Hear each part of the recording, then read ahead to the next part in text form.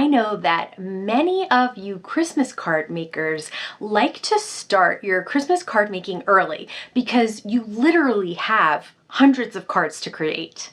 Hi everyone, I'm Rebecca Keppel, and in today's video, I'll be sharing the brand new Waffle Flower July release, which is their Christmas in July release. I found that starting Christmas cards early really helps me when the holiday season comes around because I'm usually way too busy to be making tons of Christmas cards. And that's why I love this new release from Waffle Flower. You get to use some new items and check out some new Postage Collage stamps and stencils, which I know you're all gonna love, to make your Christmas cards early and really be able to relax a little bit more during the holiday season. So let me show you some of the supplies that I'll be working with today. Before we jump in, I just wanted to remind you that I have a one-time 10% off your entire order coupon code for waffleflower.com. My coupon code is Rebecca. So if you haven't used that yet, be sure to look down below. You'll see my supply list, and I'll also show you that this coupon code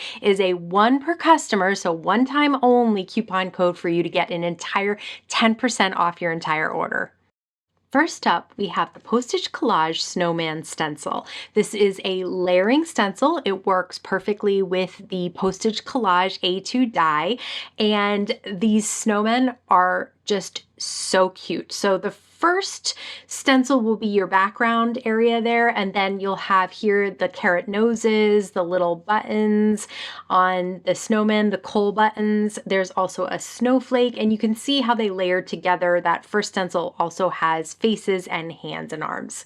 This is the Postage Collage Poinsettia stencil. There's more stencils in this set because first you have that background area of each of the stamps. Then you have the first color for those poinsettias. You can do a medium color before you do a secondary darker color. And then there's also a holly leaves and leaves for the poinsettias. This is the Postage Collage Gingerbread stencil. Again, that first stencil is going to give you your background color for each of those individual stamps, and then you can see there's masks for those little cookies. Now, the second layer is going to be the gingerbread or the sugar cookie, whatever you're making. This next layer is the shadows. So you can see the shadow of the gingerbread, also some sprinkles, and then this layer has some frosting and other little sprinkles.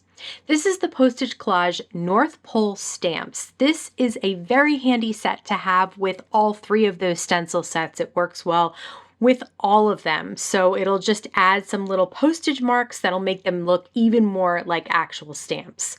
This is the overlapping Christmas words die and stencil. So you can see each of these stencils creates part of these overlapping words, and this is how they'll kind of look when you put them all together. So there's one die that cuts out all of the individual words, which is really handy, and then two dies which will cut out strings of stars. This is the retro Christmas tree die and stencil. So you can see you have two rows of ornaments, little decorations for those. The stencil is a layering stencil for that tree, and you have a layering stencil for those ornaments. So there's the top row, and then you layer a second layer on top of it, and then that third layer are the ornament toppers. There are also Subsentiment die cuts available this month, and this is the free gift this month. It's this cute little die that cuts out a postage stamp, and then there's these adorable little stencils that you can create a little poinsettia postage stamp right on top of it. I will be using this at the very end of the video if you want to see how it will turn out. Now let's use those supplies to get a jump on our Christmas card making. For this first card, I've cut out the A2 Postage Collage die so that we have a die cut to work with all of these stencils.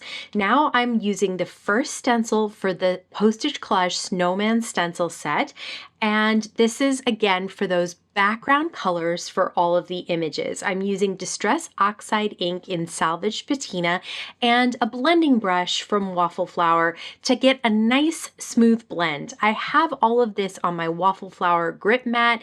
The cardstock stays stuck to the mat. The stencil stays stuck to the mat as well over top, so nothing slides around.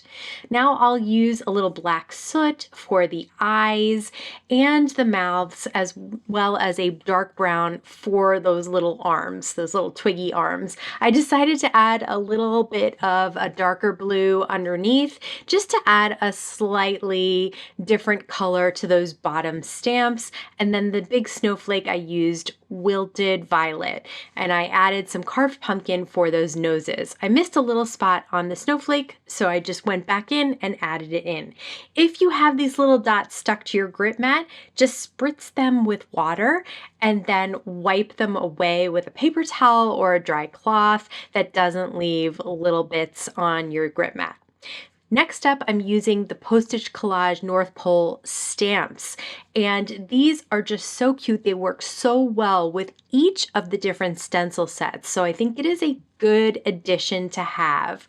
I'm popping up that entire Postage Collage stencil set and the little snowman and all the stamps on an A2 piece of glitter cardstock, and that is all you need. Love that little sentiment, frosty wishes for a jolly holiday. For the next card, I grabbed the Postage Collage stencils for the poinsettias. And for this one, I'm using the same color for all of those backgrounds. I'm using spun sugar. I thought this would be kind of a fun color combination. So for the first layer of poinsettia, I'm using the Festive Berries Distress Oxide ink, and you can see that I'm using a small detailed blending brush there. That's because these openings are not very large, and I'd rather use a little bit of ink on a smaller blending brush than use a lot if I don't have to. For those flower centers, I am using some mustard seed, and that will go on top of even that bright red because of the Distress Oxide's qualities. And then for the leaves and that little holly, I used two different colors of greens there. I had cracked pistachio and mowed lawn. I stamped some of those stamps right on top of the little postage collage I created, and then I put that on a 4 by 5 1/4 piece of pink cardstock, and that will show those little dots in between the postage stamps really nicely, and then I'll mat that on an A2 piece of white cardstock. I'll use one of the die cuts popped up on some black foam squares, and then I did add some Waffle Flower candy dots to all of those flower centers just to add a little bit of dimension because everything else was pretty flat to the card. For the gingerbread stencils, the Postage Collage Gingerbread stencil set, I did the backgrounds in a rainbow of colors, then the gingerbread all in tea dye Distress Oxide ink, and now I'm using some vintage photo for those shadows. And so you'll see it's kind of the edge of the cookie, but there are also sprinkles here, so I used a little blueprint sketch for that, and some squeezed lemonade for the icing that's going to be the windows of these little gingerbread houses, a little bit of festive berries for the red on this as well, and last but not least, of course, I will add some of those stamps to make each of them look like a postage stamp. And I'm stamping everything with VersaFine Black Onyx ink because I like the way it turns out over Distress Oxide, but just make sure you dry it before you touch it because it will smear since it's a pigment ink. I did mat that on a 4 by 5 1/4 piece of craft cardstock and then on top of an A2 piece of white cardstock. And next I have those little die cuts. This one says Merry Christmas in 2 different words, so I've popped those up on some foam squares that are black as well. And again, I just love how easy it is to pull these together, but how fun and interesting they are. Okay, let's move on to the overlapping words stencils. So for this first stencil, I'm coloring every single thing in with salvaged patina. If you've seen some of my Christmas cards, you know that I do like to create in both traditional colors, but also non-traditional colors. I love the pinks and teals for the holidays. I think it's just fun and different and fresh. So I will be doing a mix of both this year as usual. So I had the second layer with Kitsch Flamingo and then then shaded lilac. And then that one die cuts out all of these words. I love sets like that because it just makes it so easy.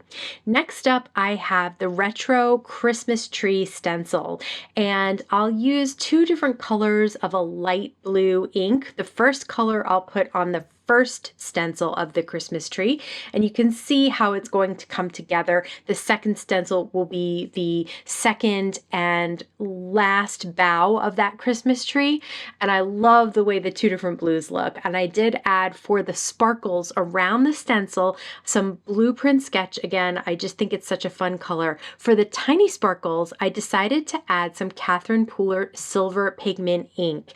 And for the tree star, I did use the Kitsch Flamingo again. I'm adding some clear embossing powder on top. Because of that pigment ink, I want to make sure it doesn't smear. So I'll heat set that to protect it.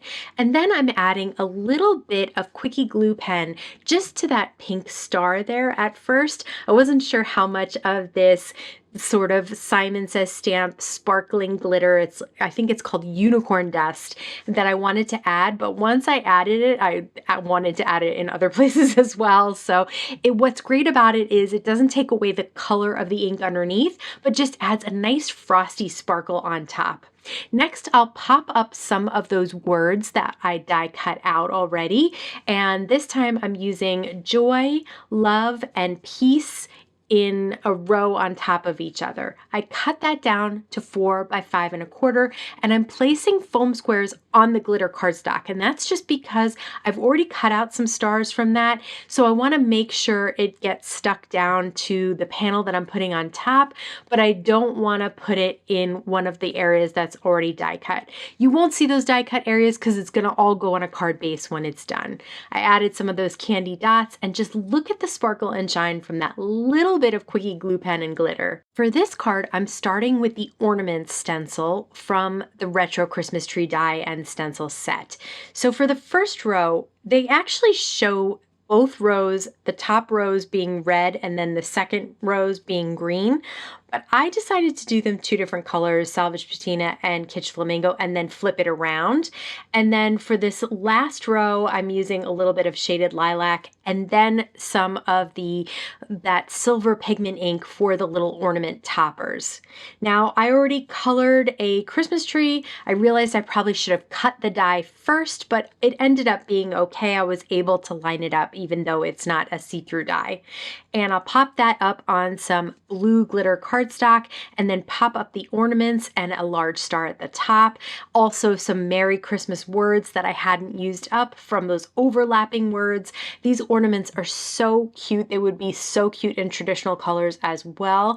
And I'll use some of those stars that I cut out to decorate the tree. So you can have them next to the tree like they are in the die, or you can use them to decorate the tree as little decorations as well. Such a fun card to create. I had previously created some more snowmen, so this time I'm actually stamping a bunch of that Postage Collage stamp out and then using the A2 Postage Collage dies to cut out some different shapes of those postage marks. I also have a 4 by 5 1/4 piece of white cardstock, and I've placed that with a postage mark, and then I have some of those little snowmen that I actually cut apart instead of keeping them all together, and I've put little postage marks on them as well. So first, I'll take that white cardstock and layer it on some light blue cardstock. I'll pop up the little Merry Christmas postage mark at the top. 3 stamps will get popped up in the center of this card, so it'll have the little snowman. Then I'll have another of those little delivery postage marks and some sub-sentiments that say Merry Christmas. A really easy card to put together, but so much fun. Okay, now for that gift that I mentioned. This is the little postage die, which I think is so handy to have because you could put really anything on this, little sentiments, little images, whatever you have, even stickers if you work with stickers at all. But I'm going to use those stencils. Those tiny little stencils are so easy to use, so quick and easy. You can use the detail blending brushes to fill in all of these because they are so small. And I'm using some traditional colors here. I have some bright reds and a bright green, and then I'll use for the flower centers a little bit of mustard seed again. So you can see how quickly and easily you are able to put that together. For the second poinsettia, I wanted a different color set, so I'm using the saltwater taffy and then some abandoned coral and then the same green. Next, I'll stamp some of those postage marks up on the corner so they really do look like postage stamps. And then I have the Merry Christmas Duo set from Waffle Flower. This is still available if you love this big script and straight font Merry Christmas, and it has dies that you can get to cut out that Merry Christmas as well. So I'll take a piece of craft cardstock that's 4 by 5 1/4 and mat it on some Spellbinders alabaster cardstock. I put the Merry Christmas with the black ink that is pigment ink that I heat embossed with clear embossing powder on top of that. And then I'll place the 2 stamps on some foam squares. A really clean and simple card, but I actually love the way it came out with those traditional colors. I don't know about you, but I was really excited to see the new options for the Postage Collage stencils. I really love them as much as you all do, and I was excited to be able to create with them for my Christmas cards. But I'd love to hear what caught your eye this time. Let me know in the comments below. If you're newer to my channel and you haven't seen my Get a Jump on Christmas playlist, I'm gonna link to that here. Every summer, I get started on Christmas card making and I place all those videos into that playlist so that you can go back and check them out and get new ideas for techniques or styles or just card ideas. As always, I want to thank you so much for stopping by and spending time with me today. Please stay safe, stay healthy, and I'll see you again soon. The season, wait. That's why, started. New, blah, blah, blah, blah, along with the other, okay, wait. One more time.